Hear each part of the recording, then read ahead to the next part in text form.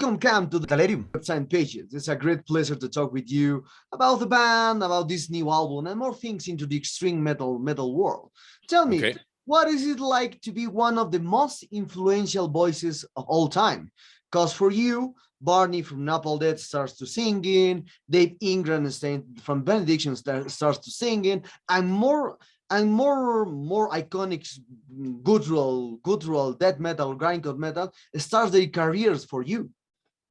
Yeah, and it's very surreal, I think, for me, because at first, for me, in the early days, I didn't kind of get that respect at first.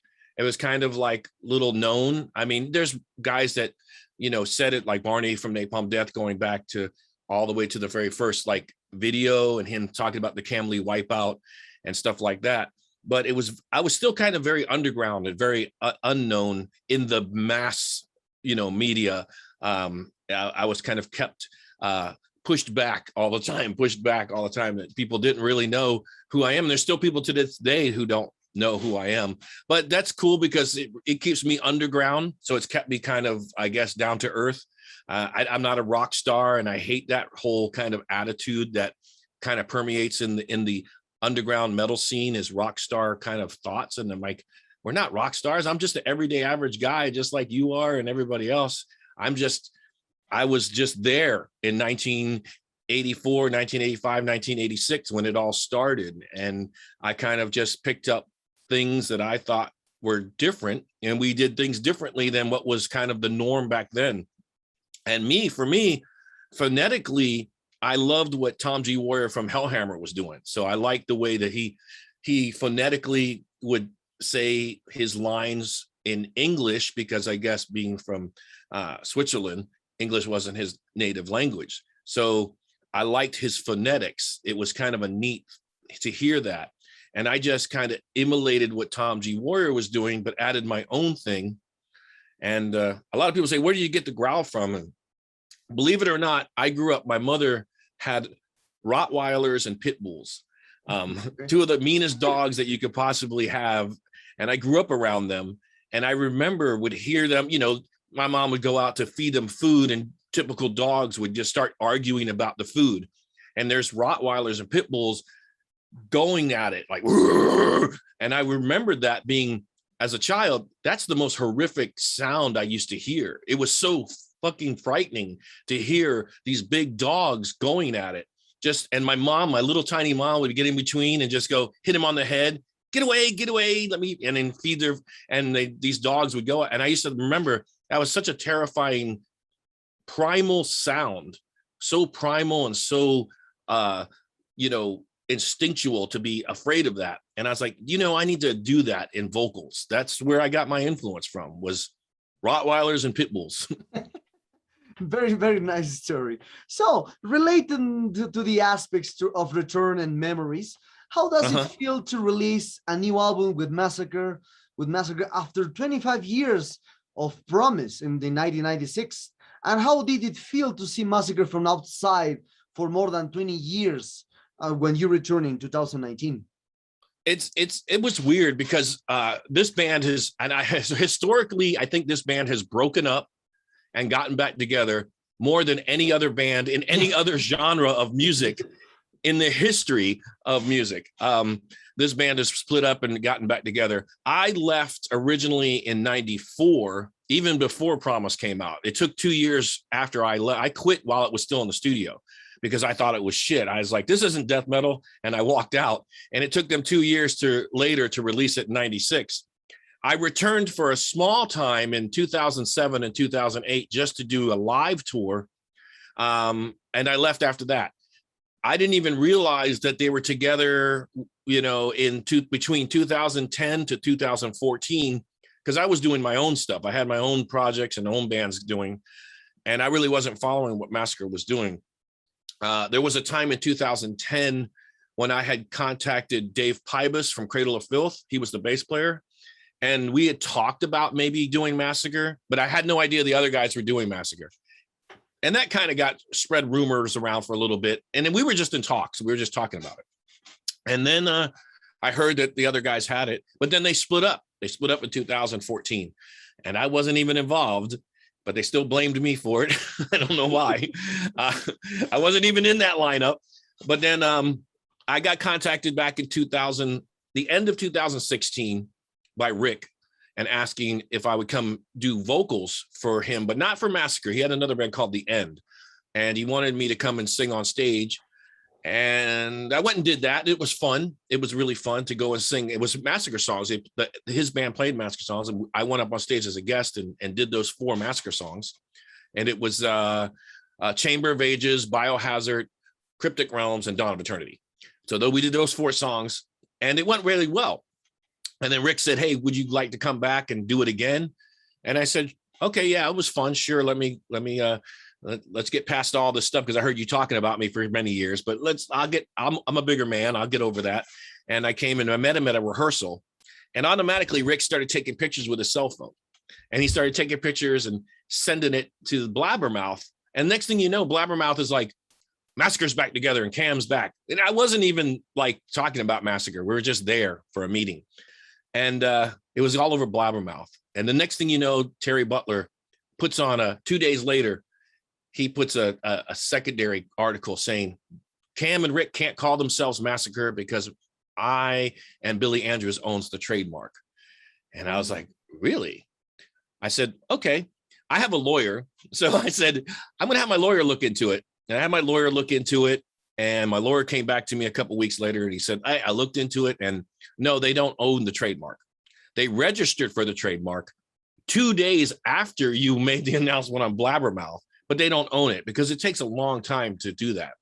So I told my lawyer, I said, "Hey," I said, "since no one owns the name Massacre and there's going to be all these problems," I said, "in the background, go ahead and I'll pay you, and go ahead and register for the trademark, and let's go and let's do it properly. Let's do it as an actual, real, legitimate business." And he went ahead and did that. And it took a long time. It didn't just happen overnight. It actually takes a very long time to own a trademark of a name. It's just like, you can't go to somebody and say, "Today I like the word yellow. I want to own the word yellow." You just can't go and do that. So you have to go through a process. And it has to go through the court, and it has to go through a lot of process. And it took almost 1.5 years to go through all this process. It was crazy because during that time, there was so many rumors going on. We went through the name wars. That was the very first thing that happened. That was in 2017. Suddenly, we couldn't call ourselves Massacre because they were claiming to have the rights.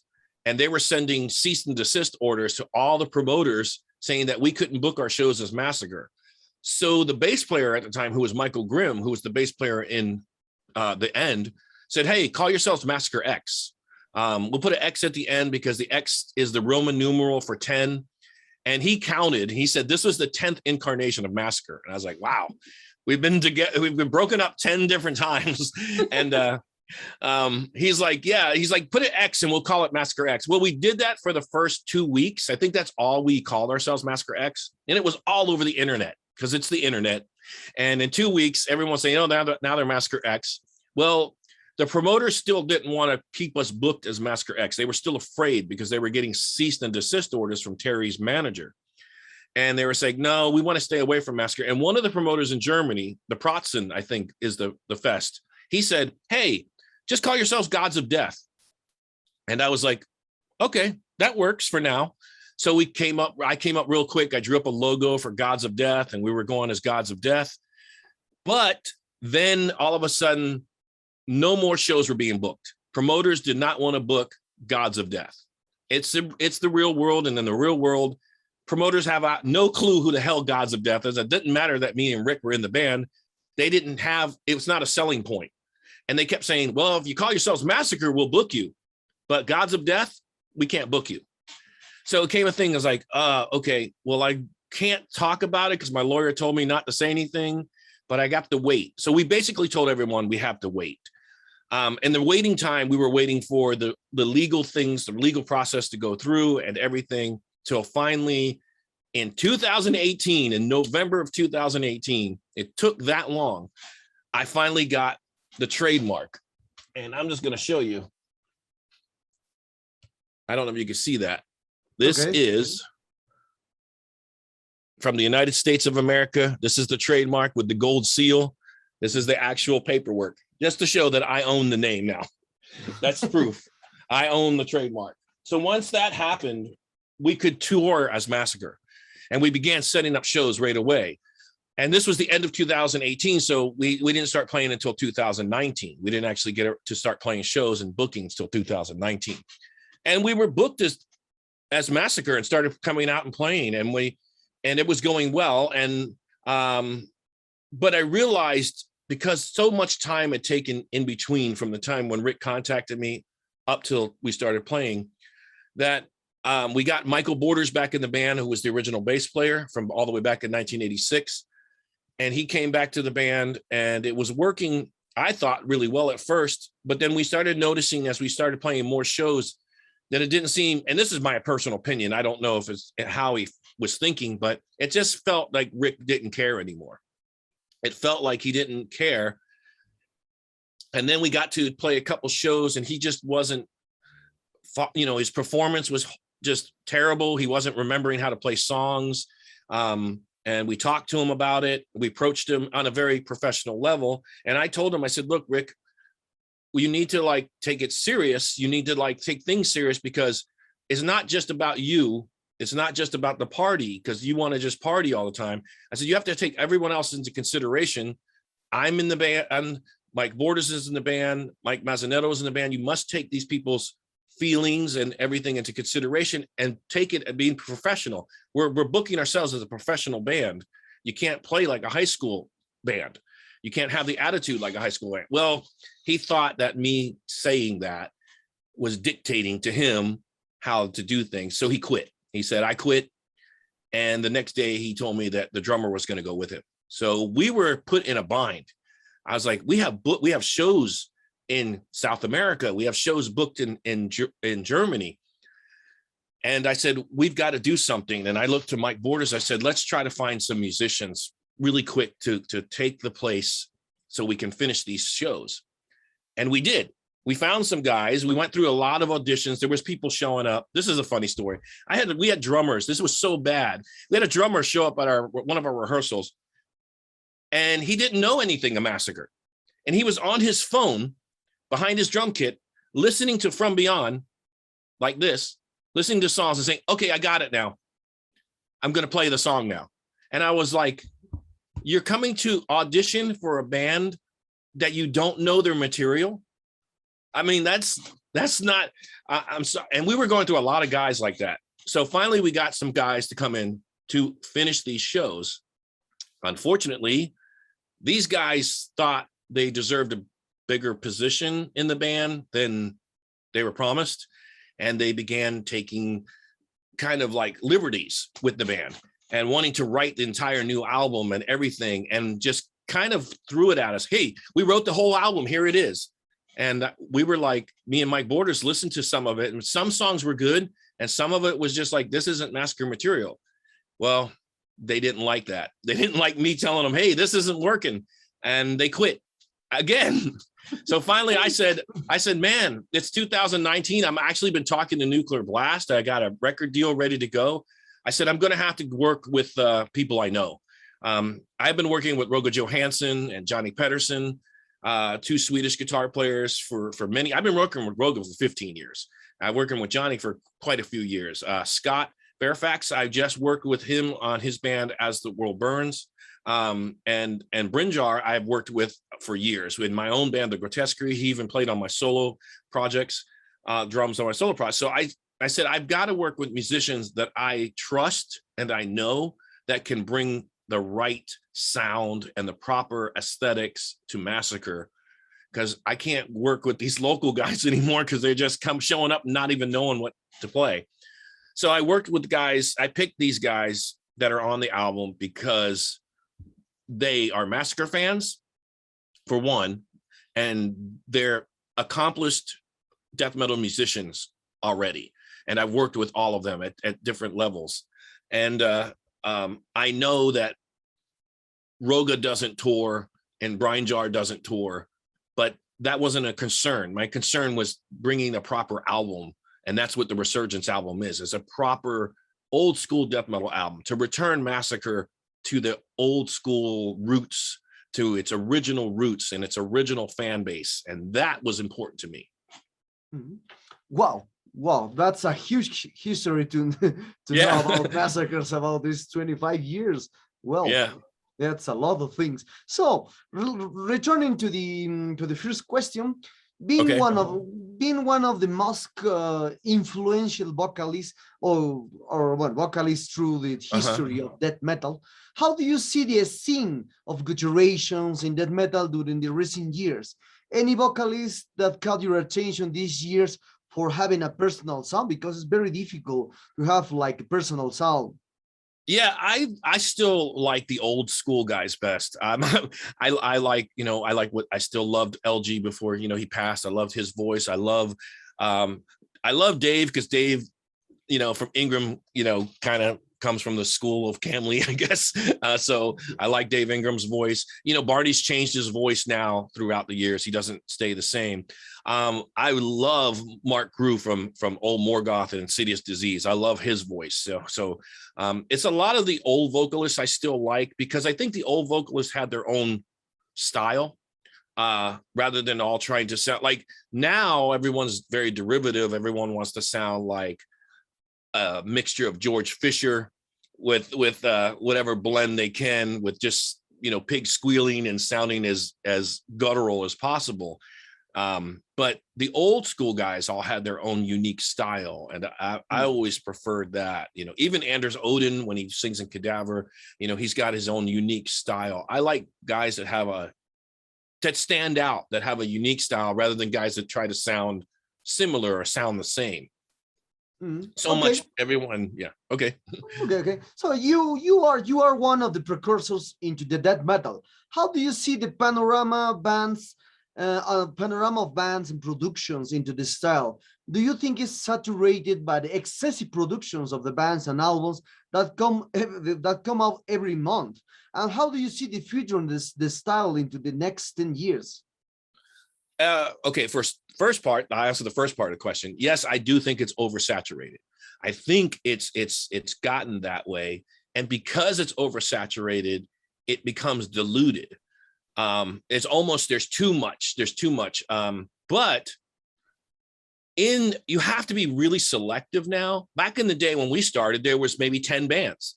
Now there's 10,000 bands, maybe even more. So you have to be sort of selective. You have to be kind of selective. You have to pick and choose what you like, because now there's all these layers of death metal. I mean, we call ourselves old school death metal, but when I first came out, it was just death metal. Now it's called old school death metal, because there's so many layers and everyone wants to categorize a different genre or have more. And there's like all these core elements in death metal now and all this stuff, and then there's people that say that they're positive death metal, whatever that means, I don't know, and there's people that say there's negative death metal, I don't know, but there's all these like subgenres and little layers. So I think what you have to do is you have to be selective, and by being selective, you kind of it's kind of like walking into a smorgasbord of restaurant with it's got this big different styles of food all in front of you, all served at one time. Over here you have barbecue, over here you have like Chinese food, over here you have sushi, over here you have ice cream, over here you have like Italian food. And so it's you have to be selective when going into the scene like now, and say, okay, what do I prefer? What do I want to listen to? Do I like something that's a little bit more old school? Do I like something that's a little bit more modern? Do I like technical death metal stuff that sounds like it's math projects being done on guitar? Or, do I like meat and potatoes death metal like Massacre is? And I think for fans, it can be overwhelming, but also it can be kind of exciting too, because if you don't get overwhelmed and you kind of look for the little niches that you like, you can kind of find there's still bands out there that are new bands that have an old school style or an old school sound. And that's exciting. I like those kind of bands. I like those bands when I find a band that has kind of reminds me of something from the old days. Okay. Now talking about this new album Resurgence, I think one of the most common questions is about Roga's inclusion into this new Massacre lineup. How was the contact process with with this very busy man, because he has more than 20 I know. projects, more 25 progress, running meanwhile we are speaking. I know. He's insane. I call him the riff machine. He's like the Terminator when it comes to writing riffs, because he's never ending. And it was really amazing because when I went to approach Roga, I remember it was on Facebook. I don't do Facebook anymore, but I was on Facebook and I talked to him and I was texting him on Facebook. I said, hey, I really might need your help to write the new Massacre album. And he got really excited and he was like, okay, I'm there for you, buddy, as if you need me anything. He was so excited that in 4 hours later, he sent the first riffs to me. And how we do things is, as how I've been doing things for the past 15 years, is we have our own, home studios, and Roga always writes riffs to a click track, to a metronome, and he'll send those to me. And he says, how many times do you want me to play this riff? How many signatures do you want this riff to go? How do you want this next part to go? If there's anything you don't like, just give me it into notes and tell me how to do it, and I'll take that part out and replace it. Or if you know something that you want, let me know. And that's how we've done things for years. We're really good at it. And so because we've been doing it for so long, it comes very simple. So like I said, first 4 hours later, after asking him, he sent me the first song. And that's actually the song that's the next single that's coming out this Friday. I was like blown away how it was. And there was really nothing, like I said, Roga and I have been writing together for so long that there was really nothing to kind of go in and say, okay, you need to change this, you need to change that. He kind of knew. Now, this is me getting just a riff with a click track, just a counter and just him playing guitar. And it felt so right that I began writing lyrics right away, because I write the lyrics after the music's written. A lot of guys write lyrics first and then try to put it to the music. I listen to the music first and then write the lyrics and put the lyrics into the music, because I'm an old drummer at heart. So I write my vocals patterns, and the way that I write things, I write still like a drummer. I listen to the tempo, and I listen to the measurements and how long each segment is, and I write my vocals kind of that way, as opposed to, I know a lot of vocalists have just vocals and they force their vocals onto the music, and it almost sounds like it overrides the music or doesn't kind of mesh. I try not to do that. I try to be more, have everything kind of flow together. But yeah, it was quickly, Roga was like really quick to start writing. But then I said, I don't want it to all be Roga because Roga and I have so many projects already. So I invited Johnny and Scott to come and add things to it, that Johnny could add his own flavor to it, and Scott could come in and do a lot of the solos and leads and add his own flavor to it, because I love Memoriam. I love what Scott does in that band.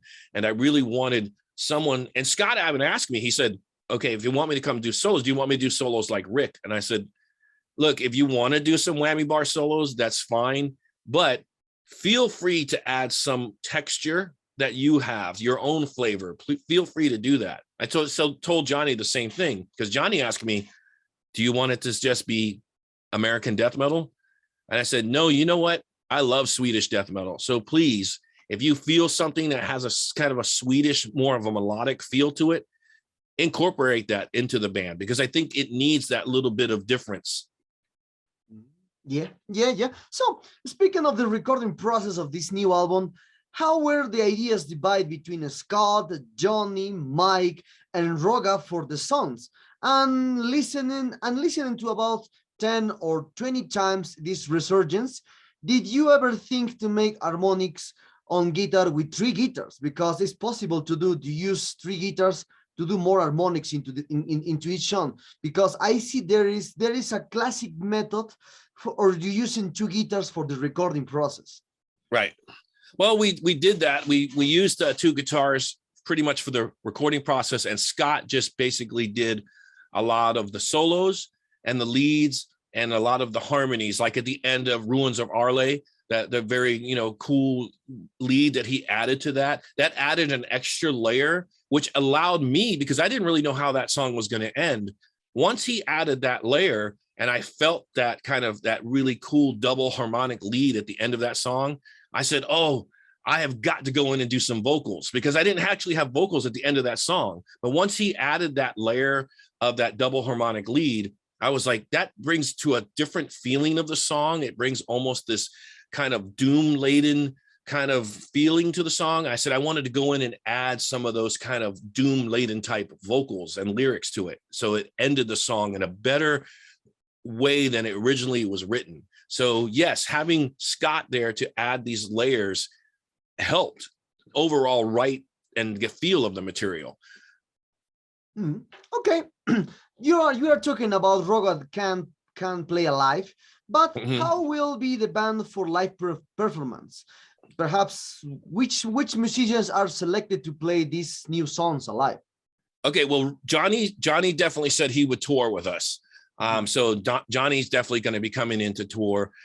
We have two guys in Florida right now that are helping us out with some of the shows. We have shows coming up in November, so they're going to help us out. We have a drummer and a guitar player from the band Druid Lord who are going to help us out in the live situation. And like I said, Johnny obviously said he would help us, and he wants to come and play live.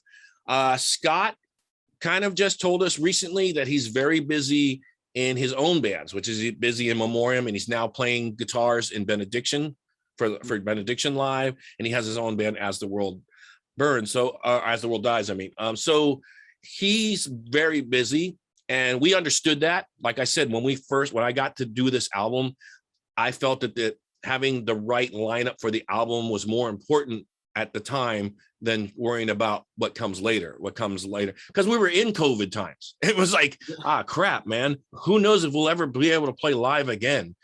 I didn't know, because this was the beginning of 2019 when COVID was hitting, or the end of 2019. And I was like, well, shit, let's just put the best band I can put together, because I didn't know what the world was going to do. I was thinking maybe next week. I didn't even think I'd be here in 2021. I was thinking, shit, the world's going to fucking blow up in 2020, just like the Mayans predicted or whatever. I don't know.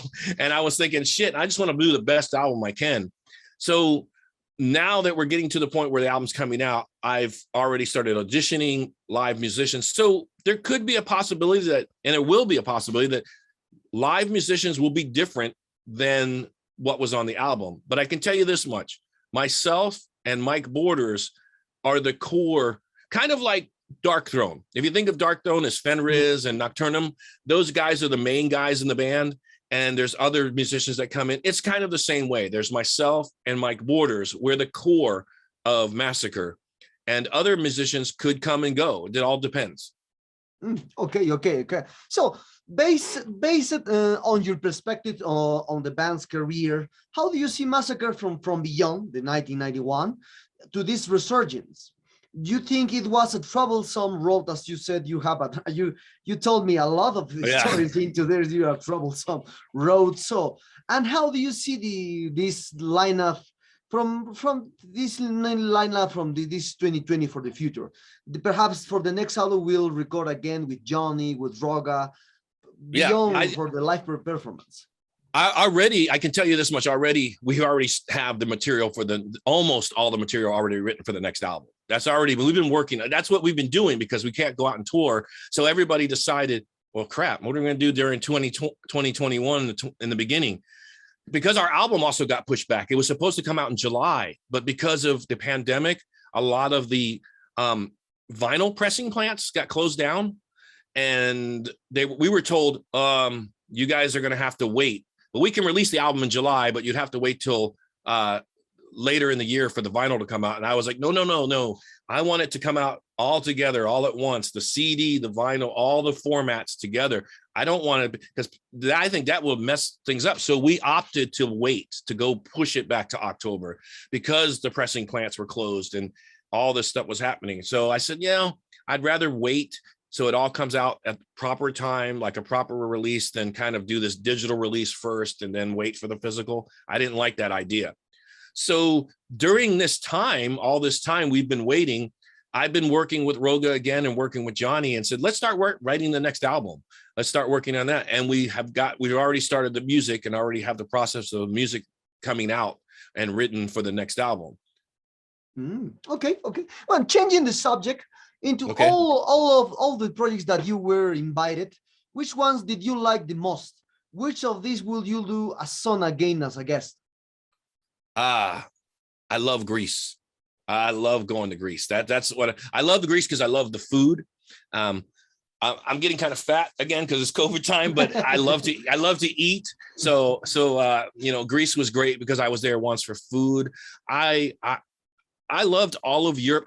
One place I've never been, which is ironic, and I've never been to Asia, and I'm part Asian, so it's like I want to go to Asia. That's something I really want to do. But as far as overseas in Europe, I love Germany. I loved Spain. I even parts of Italy. I'm a big horror movie fan, so when I went to Italy, I was like, some of my favorite horror movie guys come. Fulci is from Italy. I want to go to Italy just because I want to be able to say, hey, I was in Milan or I was in this parts where these famous horror movies have been made. So I love that kind of stuff. So there's a lot of different places I like because of the culture, or because maybe I'm a big horror movie geek and I like certain, like when I go to France, I'm like, I love French horror. And then it's like, there's some stuff here that I love, or there's stuff in Scandinavia that I love. So there's always different places I like for different reasons. So. Okay. So we live in an era where the music is no longer well paid, or where it's not productive for the musicians. So do you have any other activity apart from the music? Yeah, I do actually. I work part-time as an electrician, believe it or not, but I also do like some other things. If I'm not doing music, I'm a person. I love to create. So I'm always creating art, and I get into like stuff like behind me, like mask making and stuff like this. So I'm always into doing something in hobbies or creativeness and artwork or something. And I'm now getting into where I might start writing some horror novels. So that's like something new that I might try to do. Okay. So as I said in the first question, we will talk about the other things related to the extreme metal world, because the extreme metal world growing up with the vinyl, with tape, with the physical stuff, and any forms of hearing music. So into this matter, what do you think about the revival, the vinyl and tape? And talking about this amazing subject, this is underground and mainstream subject, where is located the digital platforms, because you created one part of the death metal when the tape trading is going on in that time in the 80s and 90s, and now the new generation prefers to do the MP3 trading, like something like that, with digital platforms, with the digital platform, interchange music about that. But we are all people, and we all people love to do. We love to hear the music in the physical format. And according to the fans, the die-hard fans, the best way to hear music is the vinyl and tape. And the best way to so the underground subject is relating to the sometimes for the digital, and the mainstream is perhaps the digital too. Who knows about this matter? So what do you think about where is located for you the digital platform? Is now the underground format, or is a mainstream format? It's very weird because I'm still going to stick with the physical format. Like I have all my vinyl down here behind me, and that's what I prefer. Because I'm from that old school era. I was a tape trader, so I kind of know what these younger guys are thinking and the way it's funny though. Sometimes I'll see they'll defend the MP3 trading or the wave trading by saying, well, it's the same as tape trading.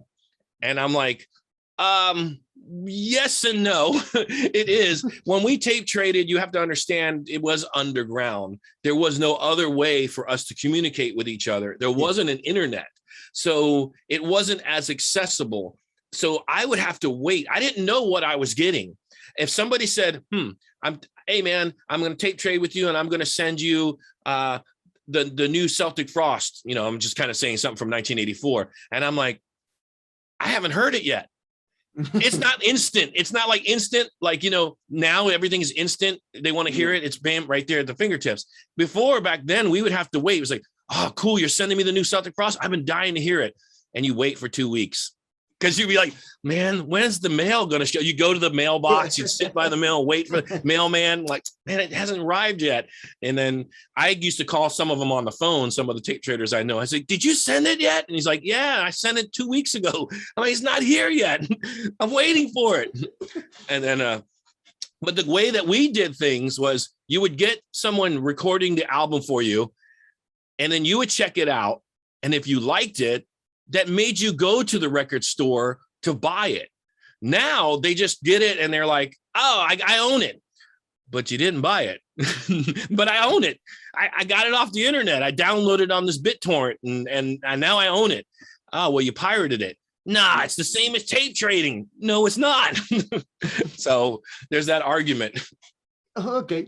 So you said one thing when that is true, because when I inspect or I wait for a new album from every Emperor and Celtic Frost, who knows, in Tomb, I wait one. Well, here in Peru, I need to wait a year to hear a new music, a year. But now everything is for the fingertips. Ting, ting, click, clicking everything, and you got it.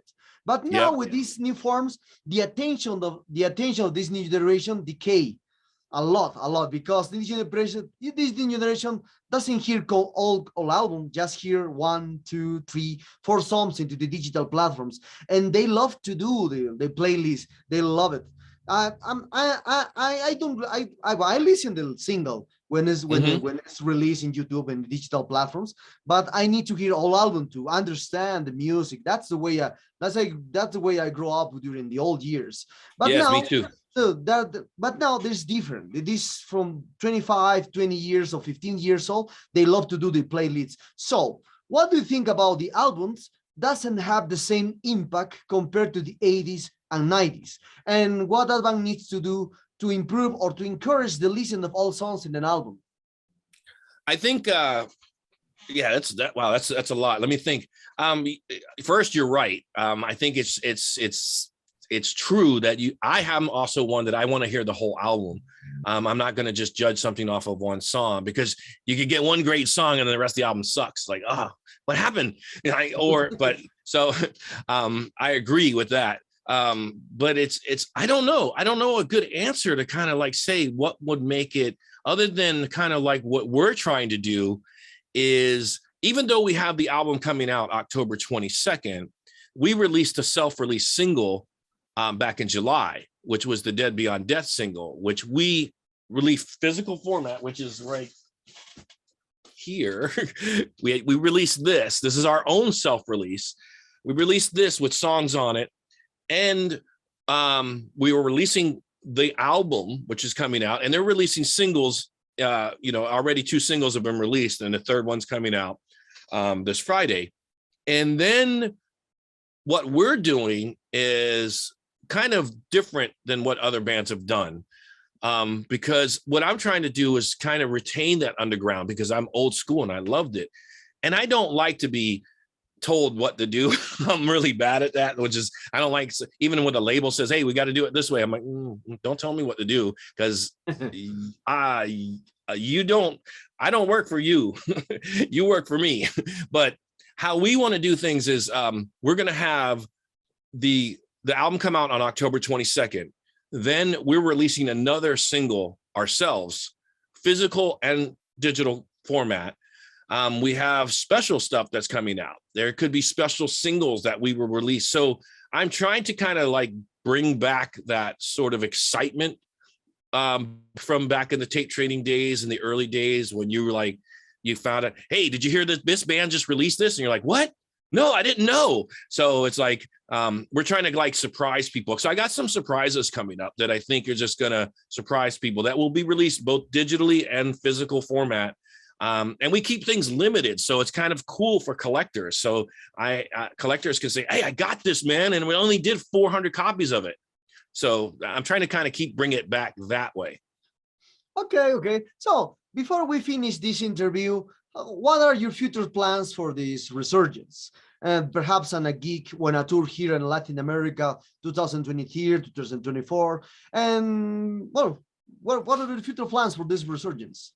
Well, future plans right now is like what I just told you. We're going to continue to write and release stuff, some stuff on our own. Actually, I have a game plan with the label, with Nuclear Blast, that lasts from this year all the way to next year, because we have the Resurgence album coming out. We have an EP of 4 songs that's already written that will be coming out now, I'm hoping in July of next year. And then we have another surprise release that's going to be coming out about this time next year.